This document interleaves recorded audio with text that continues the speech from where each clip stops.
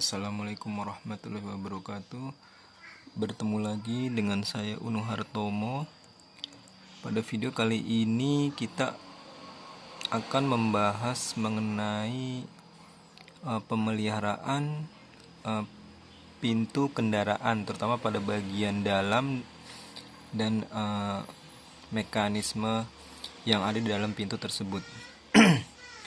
Nah, untuk pemeliharaan ini tentunya untuk awalnya kita harus melepas door trim atau panel pada pintu sehingga kita dapat menjangkau bagian dalam dari pintu tersebut.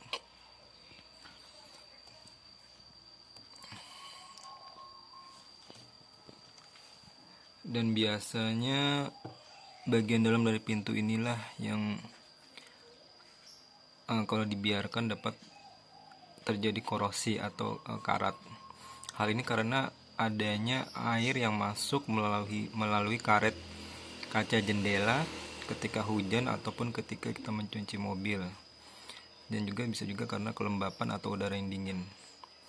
Dan biasanya air tersebut akan berkumpul pada bagian bawah dari pintu tersebut, pada bagian bawah dalam dari pintu tersebut, sehingga menjadi berkerak, dan semakin lama akan semakin mengeras, dan selanjutnya biasanya akan menimbulkan korosi. Nah, untuk itu kita dapat memelihara agar tidak terjadi korosi yang parah ataupun kerusakan yang dapat menyebabkan kita harus mengeluarkan biaya yang lebih besar. Nah, setelah kita membuka door trim ini, maka kita dapat menjangkau bagian dalam dari pintu tersebut. Nah, terutama kita akan bersihkan bagian bawah dari pintu tersebut, yang di bagian dalam dan bagian bawah dari pintu tersebut, dimana disinilah tempat berkumpulnya kotoran-kotoran karena air yang masuk melalui karet dari jendela atau air yang merembes masuk ke dalam pintu tersebut. Sebenarnya pintu ini bisa menampung air dan ada saluran untuk pembuangannya, namun semakin lama maka dapat menyebabkan korosi kalau tidak dirawat dengan baik.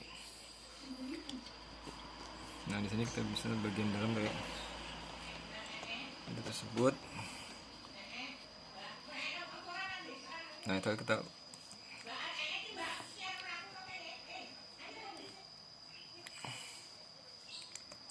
kemudian setelah kita membuka door trim itu, kita bisa membersihkan bagian dalam dari pintu tersebut, terutama pada bagian bawahnya. Di sini saya menggunakan potongan dari gergaji besi untuk menyongkel kotoran yang melekat kuat pada bagian pintu tersebut. Nah, setelah terlepas, maka kita dapat menggunakan kuas untuk mengumpulkan kotoran tersebut.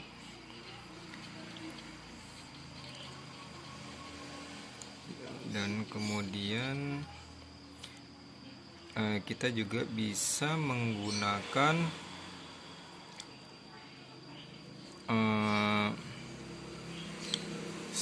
vacuum cleaner untuk menghisap kotoran yang ada di dalam pintu tersebut, pada bagian bawah pintu tersebut. Nah, ini proses pembersihannya.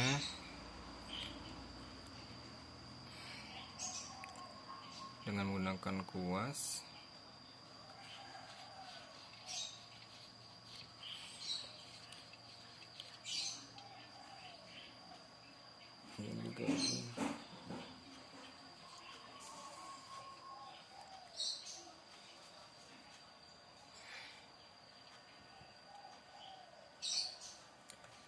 Bagian pintu yang setelah dibuka,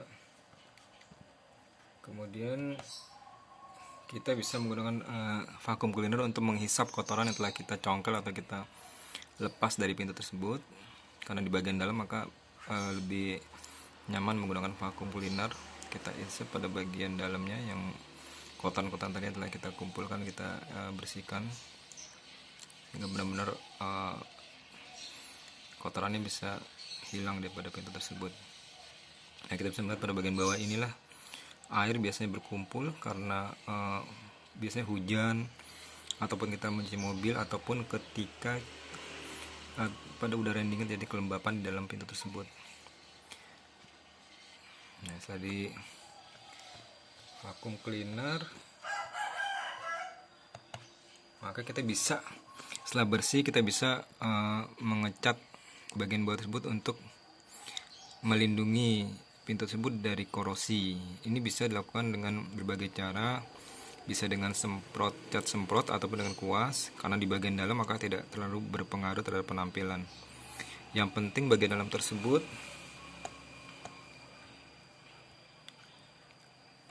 di bagian dalam tersebut terlindungi dari air, dan air tidak langsung mengenai pelat dari panel dari pintu tersebut. Kita bisa melihat pada bagian bawah ini adalah bagian yang sangat kotor dan banyak terjadi korosi. Nah, setelah bersih, kita bisa melakukan proses pengecatan. Ya, bisa diamplas terlebih dahulu, dilapisi dengan cat dasar, kemudian cat berikutnya. Nah, bebas, yang penting plat dari pintu tersebut terlindungi daripada air dan tidak langsung kena bersentuhan dengan air yang masuk ke dalam pintu tersebut. Nah, setelah dicat, nah ini proses pengecatannya. Saya menggunakan kuas. Tujuan utama kita bisa menggunakan cat atau mungkin flinkwood atau apapun, yang penting bisa melindungi pintu tersebut daripada air yang masuk ke dalam pintu tersebut dan tidak bersentuhan langsung, sehingga mengurangi timbulnya karat atau korosi. Nah, setelah pengecatan, kita bisa melumasi mekanisme yang ada dalam pintu, misalnya bagian pengunci pintu dan engsel-engsel yang ada pada pintu tersebut, yaitu dengan menggunakan sikat gigi bekas. Kita menggunakan gemuk atau vaselin atau grease, kemudian kita oleskan kepada bagian mekanisme dari pintu tersebut yang kering ataupun kurang pelumas. Bisa juga memakai dengan bantuan jari tangan ataupun sikat ini, sehingga gemuk dapat merata mengolesi semua mekanisme dari pintu tersebut. Seperti ini pada bagian dalam engsel dari di pintu. Nah, seperti ini dikasih pelumas dengan menggunakan sikat gigi bekas, yaitu pelumasnya berupa grease atau gemuk atau vaselin. Nah, setelah itu bagian engsel pun kita lumasi.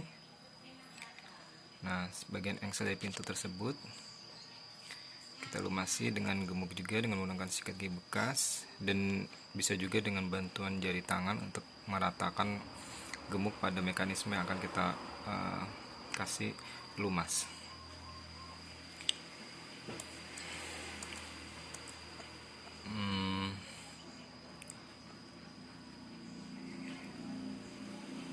Demikian, setelah semua selesai, maka kita dapat memasang kembali door trim dari pintu tersebut.